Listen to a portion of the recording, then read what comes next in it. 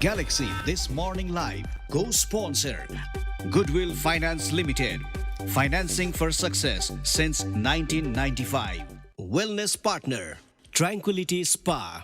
Balance your body, mind and spirit.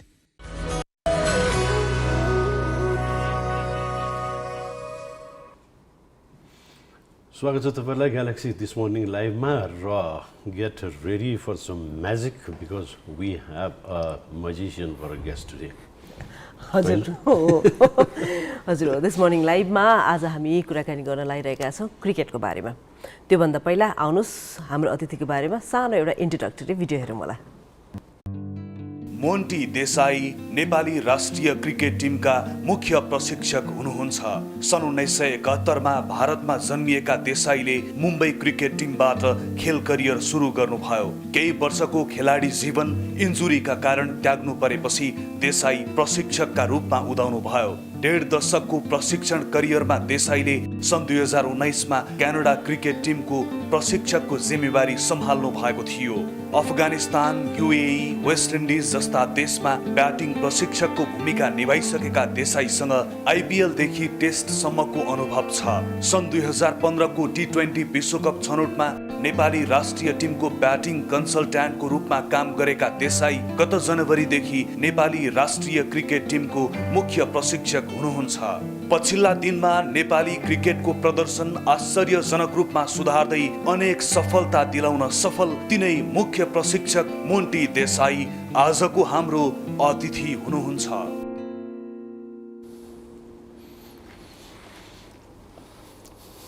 हजुर आजको हाम्रो अतिथि हामी माझ आइसक्नु भएको छ। आउनुहोस् उहाँलाई हाम्रो प्रोग्राममा स्वागत गरौँला। Mister Desai, welcome to our show. Namaste. Thank you for having me here. First of all I want to see it. Where is it? The magic. No. No. Where is it? You must have brought it with you. Are you talking about the whiteboard? You're talking about the No, kit? I'm talking about the chirag, Aladdin's chirag, which you rubbed. We would like to see that. No, it's You nothing. didn't bring it. Nothing as such. Nothing as such. I mean, it's. I appreciate the kind of love which you all have been showering towards me, but it's teamwork. It doesn't happen with one person. You know, it's the whole team which aligns to a common goal, and that's when you get results. Sometimes too much of attention is given to one person, and I understand that, but that is not the right thing to do. Let's not forget the support staff. They play a very important role. Let's talk about 6 M's, which I call Monty Magic Mantra. 3 is that, and 3 is mindset, method, and motivation. Please explain what is it. I can talk about the first 3. I don't know where that comes from. But yes, I can talk about mindset, motivation, and methods. That's the right thing, because the mindset is where everything starts. You know, you need to recognize what circumstances are in front of you, what situation that you're walking into, and more importantly, along with that, what is your motivation? You know, what is that drives you? And I could see that from day one, the hunger, the desire from all the players, and like I said, even the support staff who join. I would name them: Vasanji, Vikram, Abdul Sattar, Raman. They are the 4 people who are always like 4 pillars around me. The desire, the hunger with the players and them together with can management support. That motivation was right in place. And mindset, obviously, you're trying to tweak in to ensure that there is never a doubt. It's okay to fail, but doubt is something which I don't accept in our happy dressing room. And that has been our journey so far. We have been building the story, and it's ongoing, it's moving forward, which we all are happy about. Yeah. So we have been hearing about this happy dressing from the day you came into the scene. So could you please explain what is this happy dressing? I mean, simple things are easy to remember, simple things are easy to repeat, and happy dressing room is nothing different. It's about ensuring that first you make sure that your mind is in good space, and then ensure that you have room to progress, you have room to have that open mindset. And in that happy dressing room, we also are open to sometimes having uncomfortable conversations, honest conversations, because that is how you know that where you stand today and where you want to head towards. As simple as that. So that's our happy dressing room. So let's talk about your career. You used to be a player, but because of that unfortunate back injury, you had to quit playing and you became a coach now. So right now, after all the success you have got, do you ever regret not playing cricket as a player, or Brajesh ji, you are happy with whatever you have got? It's good that it is brought in here. I would openly also say this, it's fake news. I have never played the highest level. I have only played club and higher standards in Mumbai, but I have always basically professionally coached around. Okay. So I don't know where those news comes from, because I know that it's been floating around, the injuries and all that stuff, but that is not true. I mean, I've played reasonably good cricket in Mumbai, but I was lucky enough, very fortunate enough to have some of the coaches who recognized some great abilities in me in terms of coaching, and they encouraged me a lot. And I would quote here late Sri Hanuman Singh, who was ex-India player, also was the first National Academy director in India, was someone who gave me a lot of confidence. He was my true guru. He's up there, but he taught me one very good lesson early on, to read the mind and feel the game. And that has been my coaching journey. You know, I've been lucky enough to share a lot of dressing rooms in different roles, assistant coach, batting coach, of course, you know, and then you pick brains of people who are more recognized, people who are more successful, and then you pick some of those good things and you bring into your coaching journey as well. So far so good. So being an accomplished player is not a criteria for being an accomplished coach, right? Well said, well said. I mean, that has been one of the challenges in cricketing world, to be honest. You know, early on, while I was aspiring to become a professional coach, I did come across some of those, early hurdles, which when you are being told that, you know, you have not played at the highest level, then not necessarily you can actually progress all the way to become a coach at the highest level. So it was a tough journey, but the clarity was there in my head that I do belong. And slowly I was able to step up, and a lot of people recognized my good work. And I'm here with the Nepal team as well, trying to build our own happy dressing room. Yeah, we really have a very high expectation from you. And, you know, as of now, I am thinking about the match which we had played with the Pakistan and India. Could you please say or tell something about that? Well, you mentioned high expectation. I think we are regulating our emotions around it, because self-regulation is important at the moment for us. After I think we have done well in this journey so far, where we have probably achieved some of those things which we had kept as our milestones. And to qualify for the Asia Cup was one of those things which the players were looking forward to. And then, of course, rubbing shoulders with these full member nations. It was good to see that. I understand that it was a significant moment for all the Nepali fans, the whole nation, all of you. And I could see the emotions even in the stadium out there, because some of the Nepali fans who turned up in Sri Lanka, there was actually a quote given by Ravi Shastri that the Nepali fans outnumbered Indian fans on that day. And that was one of the proud moments for all of us, you know. So yeah, so far the story has been good. Some of the players also stepped up. I'm happy to see that the hard work which we put in, the preparation that goes in, the plans that we articulate together. Some of the bowling plans came out very well against Pakistan when we started off the Asia Cup journey. And of course then we came across the partnership, the great act of Babar Azam and Iftikhar, who stitched that great partnership and took the game away from us. But that was the learning for us. And then not to put up a good show with the bat against definitely one of the pace bowling attack which people talk about. Yeah. Was disappointing. More than me, it was disappointing for the players, because they were looking up to it.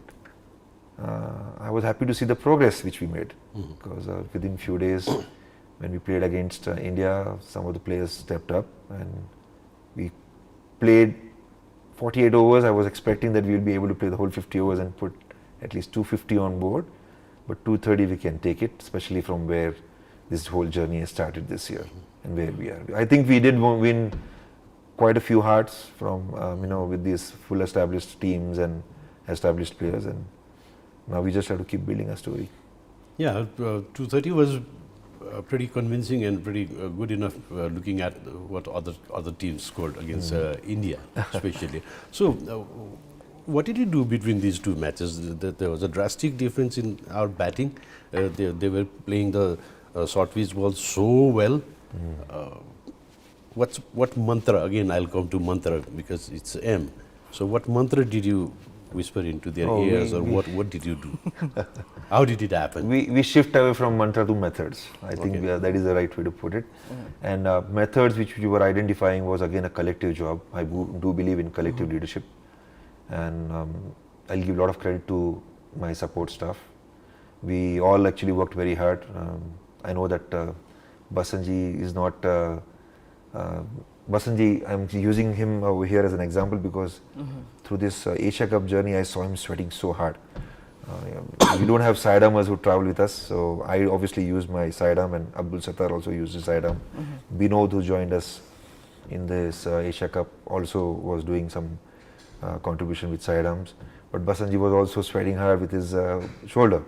So we were doing all the work which we could to bring in that effort to throw some short balls at our batters, and the methods which they can identify for themselves. Some of them were willing to pick the ball up and play some hooks. Some of them were willing to go on the side and play it on the offside. Some of them were willing to ramp.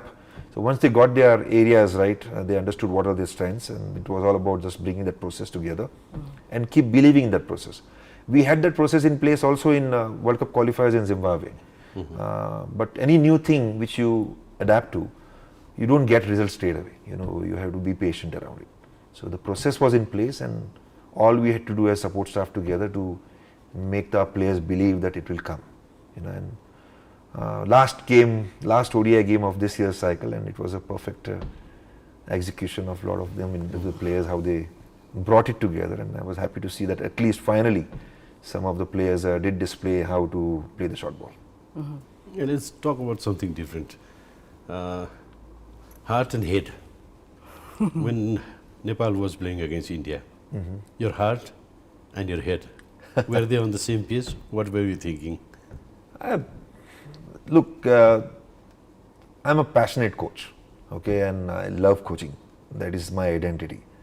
So when I'm involved with my happy dressing room, I obviously am fully involved with my happy dressing room.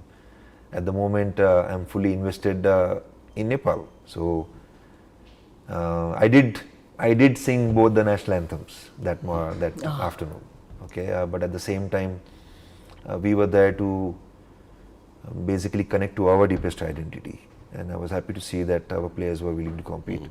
I know that I have got some good relationship with people on the other side as well, who are my countrymen in India, and I have a huge respect for Rahul Dravid because I've worked with him and I've seen him as a person. But when the game started, obviously we were there to present our identity. So I was happy to see that how well we were competing. It's only after the game was finished where I was out of my mask, of ensuring that I represent the team and the country well as a professional coach. I was able to request and connect our happy dressing room to the Indian dressing room, and what unfolded over there was something special. The acknowledgement and contribution of those commitment medals with all the great personalities. Everyone has seen that, and it still humbles me. So could you please tell us some good, takeaways from Asia Cup? Yeah, the good takeaways from Asia Cup is that while we were progressing against full member nations, even in World Cup qualifiers, I thought that we stretched that progress to winning few more phases. Bowling plans, like I said, we were able to execute so well till 35th over against Pakistan, which is 70% of the first half of the game. And if we had picked one more wicket, who knows, we could have restricted them to somewhere around 250, 270, and we would have, believed a little more that we could have chased that score. But again, when you walk into the unknowns, you have to walk into the unknowns with the excitement and the mentality of winning first one ball battles and then win the phases and then progress through and bring that temperament and endurance to the full 50 overs game. I thought that was one of the things which we feel very proud about. Lalit, the way he bowled, Sompal and Casey, the way they opened the bowling spells. Sandy, of course, with all the personal challenges which he goes through, it still comes on and does play his role. I feel very proud about that too. Everyone who contributed in that game, including Gulshan. I know that he's still progressing as a bowler, and especially he in the Asian conditions, we are still looking at some of the areas with Gulshan with his bowling. In the second game against India, I thought batting did well. The opening partnership, Kushal Bhurtal and Asif, did put a statement across that we are here to compete, and that partnership was something which we can feel proud about. And one of those partnerships was again against Zimbabwe. This is again a test nation we are talking about. Zimbabwe has been around for years in most ICC events. So to have that 150 plus run partnership against them, then again to see Asif and Kushal Bhurtal put up a show against India. And Mohammad Shiraz is a terrific bowler. We saw that in the finals for Asia Cup. So that is good to see. And when players start showing courage, again, you connect to your identity of being fierce competitors. I'm very proud of them so far. Yeah. So it's a time for us. Well, not to forget Sompal Kami. Oh yeah. When we talk about all these things, I do want to bring in Somi because I've seen him in nets, and I always felt that he had a compact game, and with lighter moments, sometimes he joke around and all that, and I was checking with him, and I came to know through him and from the other players that in domestic cricket over here he opens. I said that was interesting. So we did promote him once in Asia Cup qualifiers. When before that he played a great innings with that partnership with Kushal Malla against Oman. That was our highest score, 310 runs. So that was the telling point for us. And then in Emerging Cup against Sompal Kami, played a brilliant innings against Pakistan A. That was another telling point. So we did promote him in that Pakistan game where a small partnership happened between him and Arif. But Sompal Kami, he has brought his all-round game now, and I have a lot of expectations from him as well. So we can talk about, within our happy dressing room, we also have our expectations, but then we do self-regulate and ensure that we manage it well. You don't want to I don't want players to get overburdened with expectations. I want them to trust the process, and the process is the thing which will take care of everything else. Yeah, that's right. So it's the time for a small break. Oh, so okay. This morning live ma एकैछिन सानो ब्रेकको बेला भएको छ.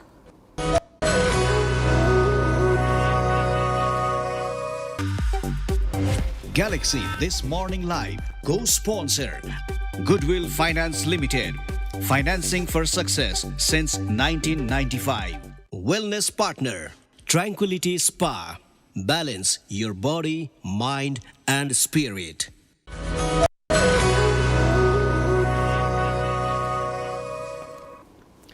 Welcome back. After this break, we are talking with Mr. Monty Desai, the head coach of Nepali national cricket team, and what he has done in a very short time. Everybody knows, so we don't want to talk about it more. So, Mr. Coach, do you think in this Asia Cup, the myth of full members and associates were blown away?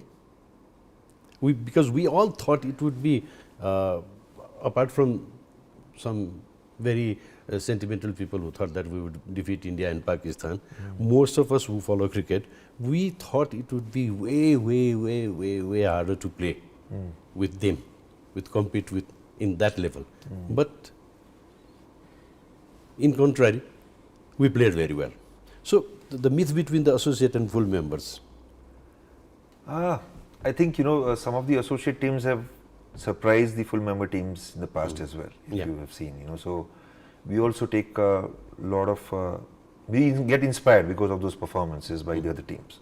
Look at Netherlands. They were able to chase 370 plus score against West Indies in the qualifiers, and in fact they ended up qualifying for the World Cup. So we obviously take a lot of motivation from those associate teams as well. No, I wouldn't say that when we walked into the Asia Cup, we were very clear about the fact that we will put up a show, I was very confident about it. We'll put up a show. Whether we'll cross the line or not, it all comes down to how much the opposite team also is present, or are they like against India? If you see the first few overs where the fielding was not up to the mark from the Indian team, it helped us. Yeah. And then obviously when we put up that encouraging short and stroke plays with our players, they were obviously on the back foot. So I would say that at the end of this Asia Cup, again Nepal also has shown that as an associate team they belong.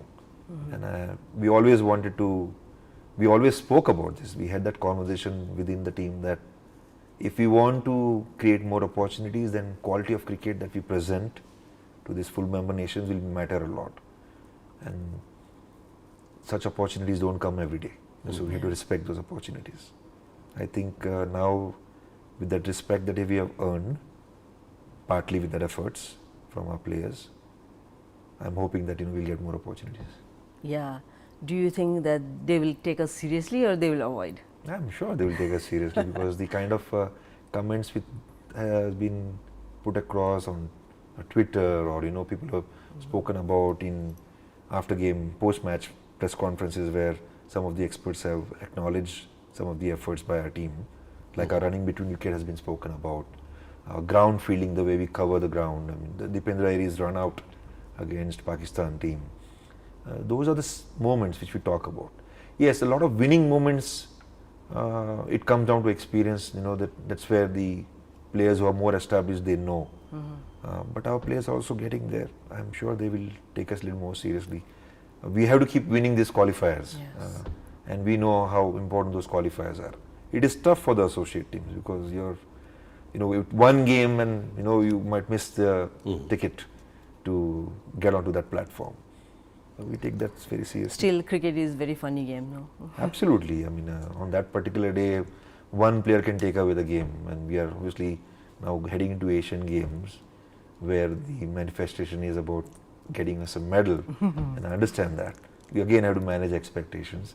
But more than that, after that, we have to again be ready for the World Cup qualifiers for T20. And all those 10 teams which will turn up here, just the way they turned up during the Asia Cup qualifiers, they all will have the same desire that they want to get into the World Cup next year, which is been co-hosted by West Indies and USA. We have the same desire, but we know that a lot of work to be put in. So do you see us playing more games with the big boys in future now? What would be the role of the CAN or the management or ICC? Everyone will have to step up, and I know that informally, not formally, but informally, even our President Chaturji was around in World Cup qualifiers in Zimbabwe, and informally we did connect with West Indies Cricket Board and Zimbabwe Cricket Board, and there are some talks which have been back and forth with series that we want to play, bilateral series, maybe T20, ODIs. White ball cricket is what we're talking about, but only time, when we get together and plan the whole calendar, we'll see how well that comes across. But there has been some informal talks, and I'm hoping that will turn into a reality. Yeah, so the level of cricket now we are planning to play, we were ambitious of playing at the levels. What are our plans to have a dependable and consistent pace bowler or bowlers, or someone who can do really well in death overs? Because in death overs we have been conceding a lot of runs in every match. So what are the plans? What should we do? See, that's a valid point. And I know that a lot of people have been talking about it. But it comes down to analytically looking at each and every ball that has been executed over there. So there are certain number of deliveries which are very well executed under pressure by our bowlers. It's a lot of pressure and death bowling, let us understand that. And even the well-established, experienced bowlers find it difficult when they come across skill versus skill challenges. And it's no different for us. But the more we put our players in that situation, the more they'll get better.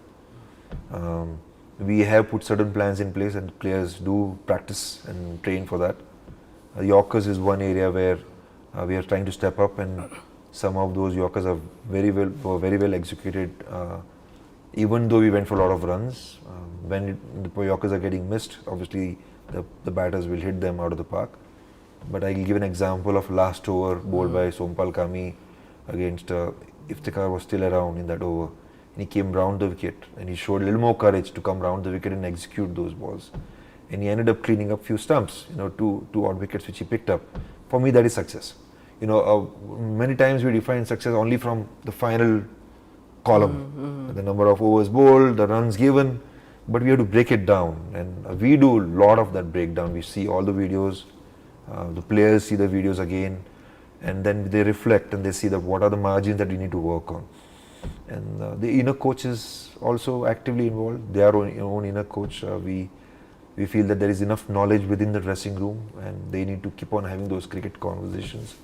Obviously, then we also look forward to having an expert where we get some windows to do some development camps, because that is the time they can enhance their skills. When you're playing back-to-back games, it is very difficult to enhance skills. It is all about the skills which you know, how well you execute those skills, especially under pressure. So that kind of training is already in place. And now when it comes to T20, we have identified a couple of players who we feel that are T20 experts, but experience matters a lot. I think KC Karan also stepped up very nicely lately. I mean, if you see some of his spells, he has stepped up even in death overs, and Somi is getting there slowly. Gulshan is inexperienced, obviously, that will be a difference.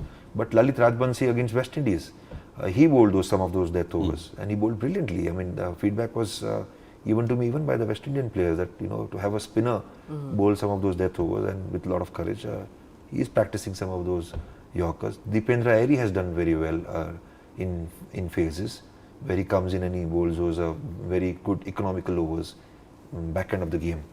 So some of the skills are in place. It's just about polishing them and ensuring that they embrace pressure, because to execute skills in that last few overs, it's a lot about how well you handle pressure and nothing else. So the more they embrace that challenges and they're present to that skill execution under pressure, identify skill versus skill challenges, who they are bowling to, and they have to be clear when they run in to bowl. And I'm sure it will happen. So you have been involved in a lot of talent scouting also. So talking about our country right now, where there are no age level tournaments or school level or college level tournaments, it's not happening. So how do we talent scout? How do we find the potential players who can be groomed? That's a valid point. That's a valid point. And again, I have had a lot of conversations whenever I get an opportunity with my cricket manager, Binod Das, and obviously the CAN management, the selector as well, Dipendra. And we are trying to find a window where I can get an opportunity to go around different provinces and to see, what has been done at the grassroots level, what has been done with the age group cricket. I actually got an opportunity also to see under-19 boys recently in the last few days, where they are training with us and on the same ground at TU, and see some of those potential players. They are also heading towards their Asia Cup qualifiers, under-19 Asia Cup qualifiers in few weeks time, and they are already qualified for the World Cup. So we have an opportunity to look into the potential talent from that under-19 age group as well. Dev Kanal has been in and around with us, and I see him. He has got a bright future, but at the same time there is a process in place. So he knows it, that he needs to wait for his opportunity. And we are bringing a lot of transparency. I believe in having a very transparent pathway and to not play with players' career. That is a must thing. Yeah. Players who have put in a lot of effort, they sweat a lot, and I don't think there is a huge amount of financial background that they come from. The contracts are a very reasonable contracts because of the budgets that you have, and we need to take care of them. So scouting, yes, is part of it. I think we want to put a program in place.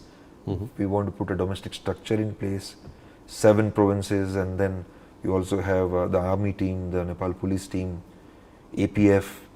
So if these 10 teams, as a thought process is around that, if we can have this 10 teams, 7 provinces and this 3 teams who also gives jobs, then it will be a wonderful domestic structure. You have so many all neighboring countries have got a good domestic structure in place, and we can take some ideas from there and implement into our domestic structure. It's going to take collective effort, and collective leadership is powerful if everyone buys into it. And we need a lot of patience, trust on each other, and not everything will be perfect on day one, but you have to put that foundation in place. And actions, if you have fallen in love with the vision, I think fully invested at the moment, and more than I think it is all about we together. If we fall into this vision deeply enough, followed by good actions which can be accounted, then everything will fall in place. And we have a great opportunity having retained ODI status for the next 4 years. It's a wonderful opportunity to create something unique. And with one vertical, cricket in sports, if it starts doing well, I mean, a lot of other verticals within sports, other verticals in other sectors, we can probably be the torchbearers, the examples for other verticals to also grow. There is a opportunity to go upwards so much in this country. Yeah, it is. So we have been doing very serious conversation. So let's forget about this cricket and let us know about you. How are you and how you are keeping up busy here? How are you managing your family and all the stuff? Well, when it comes to family, it's been tough. I moved to, well, I'll give a little bit of background. I lived in USA, in United States in 2006. I moved there in 2006 with my family. At that time I only had one daughter with my wife. My father and mother were already there, they were US citizens.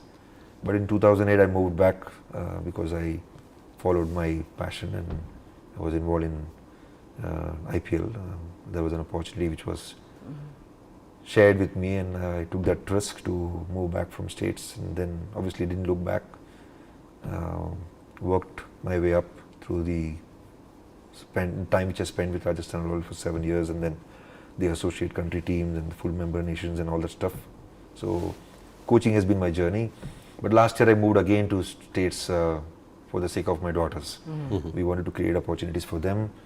So it's been tough now when you talk about family, because once I moved there, and within few months, I mean 6-7 months, I took this job and I'm back here. So I have to juggle between my daughter who lives alone in Virginia and my other daughter who was living there, but I brought her back to Mumbai now because of some challenges. So yes, I'm in 3 places at the moment. I've got a base in Mumbai, I've got a base in United States, and I've got a second home here in Nepal. So finding it difficult sometimes, but again you have to self-regulate your emotions. I know that you're talking too many serious topics in morning live show over here, but it's okay. I mean, it's going on, and I'm enjoying it still. I think people passion, which I talk about, people places passion with purpose, which I talk about many times on my coaching journey. It's no different here, and I'm enjoying this journey. It's got its own challenge, but I'm enjoying this journey. Okay, I'll bring you back to cricket again now. Earlier, during Sunil Gavaskar or Wasim Akram or Sachin Tendulkar, even up to Sachin Tendulkar days, 250 in ODI was considered to be a very competitive run score. Now 230, 250, you're almost you give up. So why it is becoming more of a batter's game? And how do you see cricket from 5 years from now? Will it get any shorter? Though we saw the shortest form in Asia Cup final, couldn't get any shorter than that, I hope. So what do you think about this? Oh, you mean the finals are because of team getting all out so quickly? See, the volume of cricket has gone up. So sometimes you might see those odd games where the opposite team don't turn up and you got all out for 50 odd. Sri Lanka happened, but 50 overs, I think. The conditions matter. I think many times with white ball cricket, because you want to entertain the fans as well, it's more of batsman's game. And with the change in rules, where 5 fielders are in the ring from after the power play, which also makes a difference. The field restrictions makes a difference. So yes, I mean, you see this Australia game and South Africa and Australia game, which was just played last week. 400 runs were scored by South Africa, and they beat Australia in that. 300 plus runs were scored by Australia as well. That was a great series. South Africa actually came back from 2 down to win that series against Australia. The conditions will matter.